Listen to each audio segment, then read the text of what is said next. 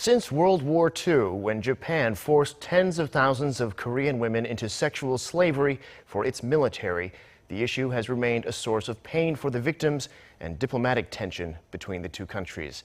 And until now, the crime was documented only in photographs, documents, and personal testimony. But now, as our EG1 reports, footage of the victims filmed in the 1940s has been discovered and released. Women with faces full of fear are lined up against a wall. A man presumed to be a Chinese officer talks to them. This short 18-second video is of 7 Korean women sexually enslaved by the Japanese soldiers in Yunnan province, southwest of China around the end of World War II. It is the first ever video footage of Korean victims that has been found. On Wednesday, Seoul City and Professor Chung Jin-sung of Seoul National University unveiled a video from 1944, which had been stored in the National Archives and Records Administration of the United States for over 70 years. Previously, footage of Chinese comfort women had been found, but there were only pictures and documents in the Korean comfort women. But after the professor and his research team were certain that a video on the Korean victims existed, they spent 2 years searching for the footage. And they finally found what they were looking for amongst hundreds of film reels last month.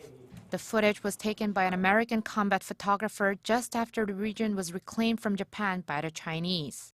During World War II, an estimated 200,000 women, mostly Koreans, were kidnapped and forced to become sex slaves for Japanese troops.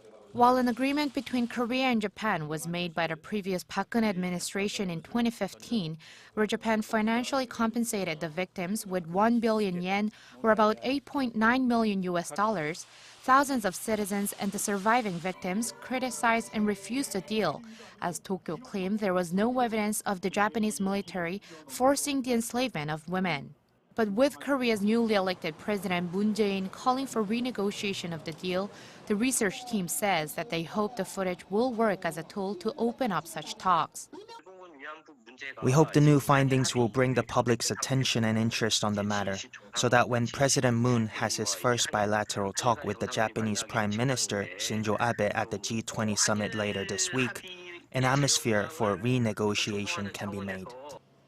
With only 38 Korean victims still alive, the research team stressed their determination to uncover this video evidence of Japan's sexual slavery so that there's a chance for the issue to be resolved within their lifetimes. 이지원, 아리랑 뉴스.